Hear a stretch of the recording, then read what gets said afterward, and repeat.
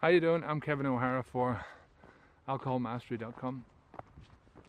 Today I want to talk about a concept that is when you stop drinking alcohol, your whole life goes off the map for a while. It goes off the grid. And what I mean by that is, when you look at a map of your local area, you can sort of pinpoint the areas that you know. You can say, yeah, I know this, just your local area, nothing too mad. You can pinpoint where you are. You know where if you want to get to a certain point, you know where to go, how to get there, which roads to take and stuff like that. It's the same with your life. Habits are that way. It's automatic. I go here, I start here, and this is what I do.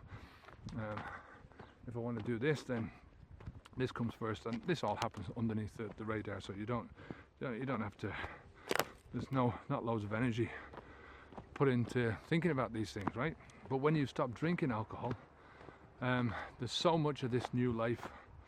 There's so much of life is going to be new to you because alcohol permeates so much of your life. Alcohol is a part, becomes a part of so many different aspects of your life. But this is your opportunity, your chance to rewrite your own map, to become a cartographer in your own life, to sort of say, well, what do you want to see in your own life? You've got no alcohol holding you back anymore. You don't have this fucking monkey on your back where every time you try and take one turn it's steering you in the opposite direction. You don't have that anymore. So you don't have this toxin in your brain that's fogging every thought and stopping you from achieving your best because your brain waves are being hijacked by the alcohol. How many people in life get that opportunity to absolutely not only to rewrite some of their life, but to totally and utterly rebuild certain aspects and structures in your life, and the fundamental things, the fundamental thoughts that drive you, your beliefs, your belief systems that bring you from one part of your life to another, and basically rule your life. You get to totally rip them apart, take them out, tear them up, and rewrite them, and rebuild and restructure your whole life. Not many people get that opportunity, and I think that's one of the craziest but the most marvelous parts of quitting drinking alcohol. As I say, without all that influence, without that monkey on your back anymore, you get the opportunity to direct your life in the direction that you want to go, instead of this automatic thing because everyone else is doing it, you're doing it, and because you've done it for so long, this is what you do, this is what you are, this is who you are as a person. It's bullshit. You rewrite your map.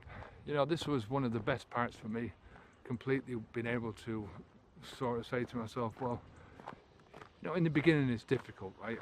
I'm not doubting that. You just don't know where you are. You feel like you're lost. You feel like somebody has just taken a big fucking tin of paint and scribbled over massive parts of your map. So you feel like you're in territory that you don't know, but you gradually get used to that. You gradually start to your brain adapts to it, right? Very quickly. Your brain adapts to the new way of living, to your new way of living, and before you know it, you're sort of, one thought leads to another, which leads to another, and you start to think of different ways that you can do things. You start to build these new neural connections, both mentally, in your brain, and metaphorically speaking, out in the world. It's like I was saying to my son. He's having a baby soon, and he's nervous about the whole thing, and I was talking to him about it recently, and I was just saying, well, look, once the baby is born, this whole thing will start to come naturally to you. It will feel weird, really weird at the beginning. You start off and you sort of you've got this little bundle, and it's shitting and pissing everywhere, and it needs to be fed, and it's crying, and you don't know, but eventually you'll know. you'll know these things. You'll recognize the cry, you know, you'll recognize, um, you know, why it's crying, what it needs, you know, and you'll eventually be able to do all these things, you know. And nobody is going to tell you these things, you know, because each child is different and each situation is different. So um, you'll learn these things as you go along, and one building block adds to another building block, one thought builds to another one, you know. So, you know, by the time, I mean, any parent knows that once their child gets to a teenage years, they sort of can read them like a book. They know, you know, what they're going to say before they say it.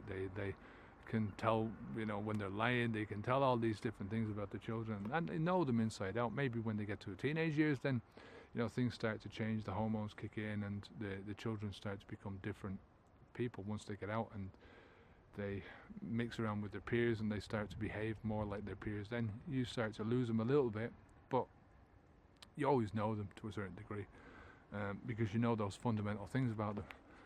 You know, what I'm saying is, when I first started out in this journey, it was one of the best things for me to be able to redefine who I was and what I did, and redefine myself as that core person that I am inside. I didn't know this in the beginning, you know. For the first 2-3 months, I didn't know what I was doing.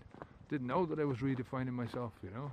I just wanted to know that, you know, I knew that I wanted to be a different person than I was. I knew that I wanted to do different things. And when you do the same thing over and over again all your life, it's very difficult to know what those certain things are, but it comes to you very easily after a time, and it just comes bit by bit by bit, and you have to take it gradually. You have to take it bit by bit by bit. There's no other way of doing this, you know. So, you know, it's, in order to rewrite a map, if you were to do this physically on the street, you would have to take each road as it comes. You know, when you look at Google Maps, for instance, right?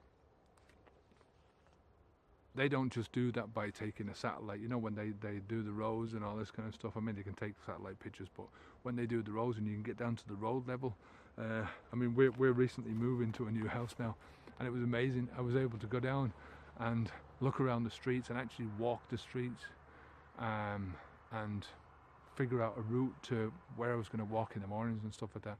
And we went down there recently to, we haven't picked up the keys yet, but we went down recently just to scope out the area, and it was like I knew the place, you know. I'd seen it on Google Maps, and it's just a fantastic tool, you know, to use. But that map is laid out by a car going around with a camera on the top of it, a special camera, and it's like it can see 360 or whatever it is, but it has to go through each road in order to be able to map it out. And that's exactly what you have to do in order to build that map up on Google Maps. It's got to drive down this road, up that road, drive down every road that it wants to be. It wants to feature on the Google Maps, you know.